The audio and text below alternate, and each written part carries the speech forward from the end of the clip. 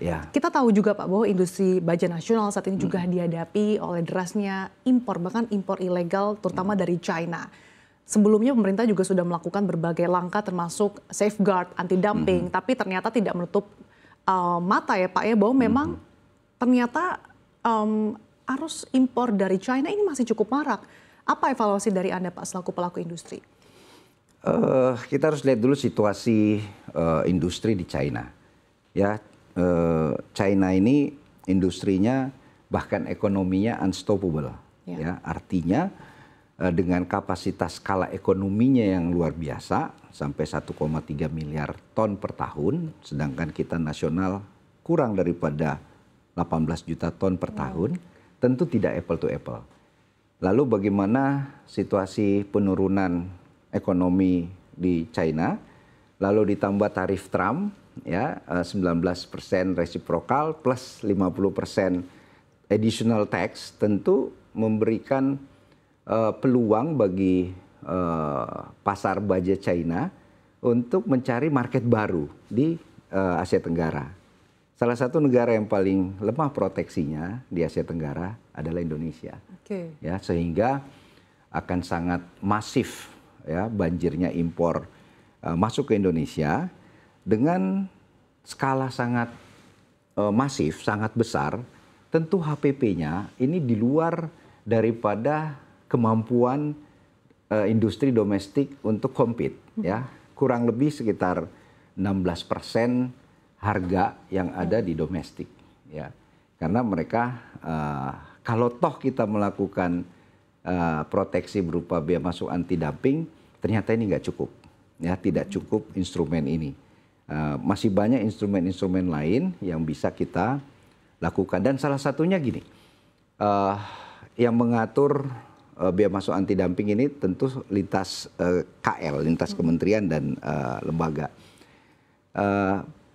Pendaftaran administratifnya juga sampai pemberlakuan itu sangat lama, ya 1,5 tahun sampai 2 tahun sampai diberlakukannya bea masuk anti dumping. Kalau rentang waktu sampai 2 tahun, tentu pabriknya sudah mati, sudah tutup gitu ya. Nah ini yang kita perlu percepatan kepada pemerintah untuk pay attention. Bea masuk anti dumping itu ada mekanisme temporary, ada mekanisme sementara, sehingga paling tidak 6 bulan sambil itu berproses, sambil melakukan percepatan administratif, ini sudah terproteksi dari industri dalam negeri kita daripada serbuan baja dari China tadi maupun dari negara lain. Di tengah derasnya arus impor terutama dari China, kalau untuk produk sebetulnya dari segi spesifikasi ataupun kualitas sama tidak sih Pak dengan yang diproduksi dalam negeri? Ya, memang desain daripada industri baja kita memang lebih fokus ke hulu sampai ke midstream, upstream dan midstream. Kelebihan daripada negara China, mereka sudah 15 tahun lalu sudah memperkuat downstreamnya. Ya, downstreamnya artinya value added-nya itu sangat tinggi dan keuntungannya sangat besar. Ya, dari semua lini. Ya, seperti misalnya produk stainless steel ya sampai turunannya yang sekarang ramai misalnya food tray, ya itu bahan bakunya adalah stainless steel. Nah, roadmap ini memang sedang kami finalisasi bahwa kita akan lakukan transformasi secara masif ya, bahwa kita harus jeli melihat bahwa di mana profitability yang sangat tinggi itu yang harus kita kerjakan. Kita punya semangat tidak anti asing ya, justru kita harus berkolaborasi karena mereka punya kelebihan yang luar biasa. Nah, bagaimana kita bisa mengundang mereka seperti dengan program-program daripada Kementerian Perindustrian untuk hadir di Indonesia dengan berkolaborasi dengan BUMN bahkan private sector, kalau boleh juga dengan koperasi, ini untuk menghadirkan teknologi sophisticated gitu ya yang sangat efisien, produktivitas sangat tinggi ke cluster downstream. Ya, ini yang tentu dengan TKDN yang versi baru gitu ya, dengan melakukan R&D dan lain sebagainya, dan mereka pasti sudah sangat established R&D-nya, masuk ke sini plug and play.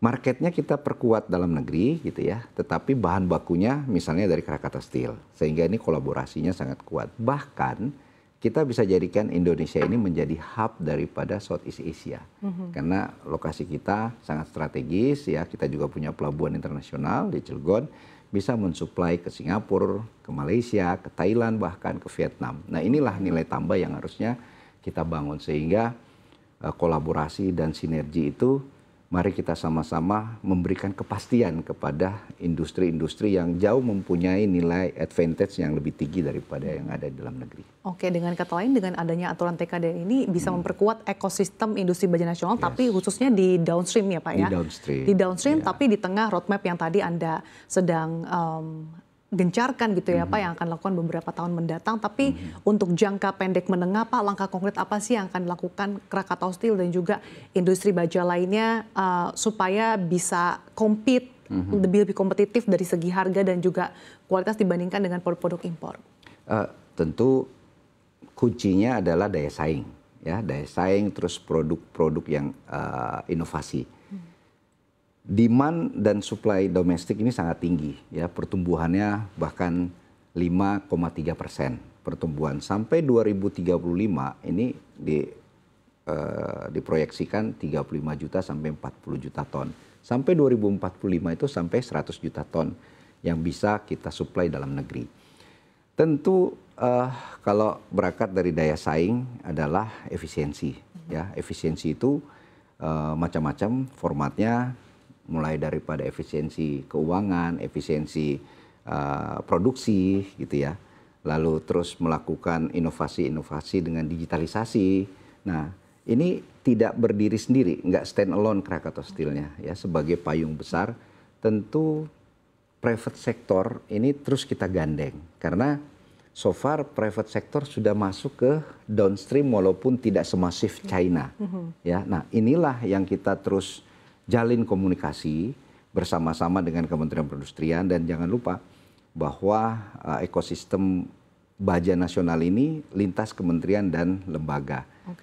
Kementerian Perindustrian tidak bisa berdiri sendiri, termasuk dalam memberikan proteksi. Ada Kementerian Perdagangan, ada Kementerian Keuangan, sehingga memang harapan kita bahwa harmonisasi daripada regulasi antara kementerian dan lembaga ini menjadi prasyarat utama sehingga daya saing daripada industri nasional bisa tumbuh kembali dan memberikan dampak ekonomi langsung dan tidak langsung kepada market di Indonesia. Oke, regulasinya harus dilakukan harmonisasi ya Pak, bukan justru tumpang tindih atau overlap. Yes. Tadi Anda katakan bahwa sebetulnya sejauh ini private sector sudah terjun ya Pak di downstream, tapi mungkin masih early stage ataupun belum masif. Nah, sambil menunggu pembenahan dan juga menanti investor yang masuk, tapi apa sih Pak langkah yang perlu dilakukan pemerintah supaya mampu mendorong dari sisi downstreamnya ini?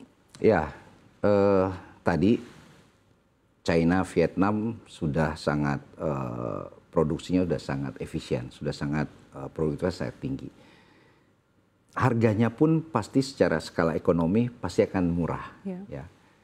Industri yang tadi sudah mulai masuk ke downstream masih menemui kendala-kendala seperti misalnya supply energi. Ya, sekarang lagi rame subsidi gas HGBT. Ya, ini juga masih tidak penuh kepastian karena bisnis apalagi industri baja itu masif, ya sangat masif baik tenaga kerjanya maupun modalnya.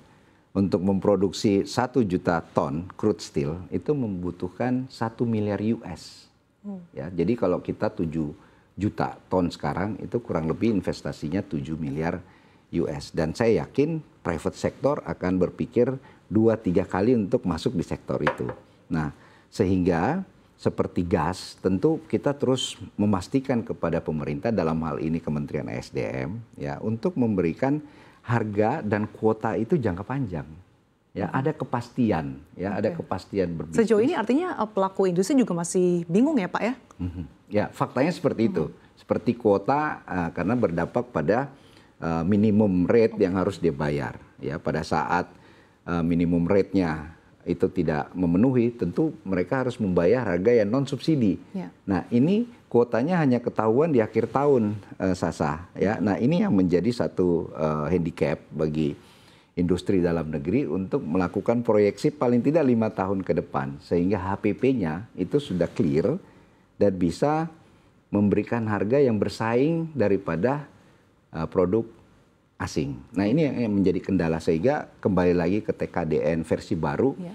Ini adalah salah satu saja yang bisa membangun daya saing di dalam negeri secara seimbang, secara adil dan juga setara, saya. Jadi bukan semata-mata TKDN, masih banyak faktor-faktor lain yang bisa mendukung daya saing dalam negeri tanpa ada kesan kita tidak mensupport kerjasama dengan negara asing. Oke.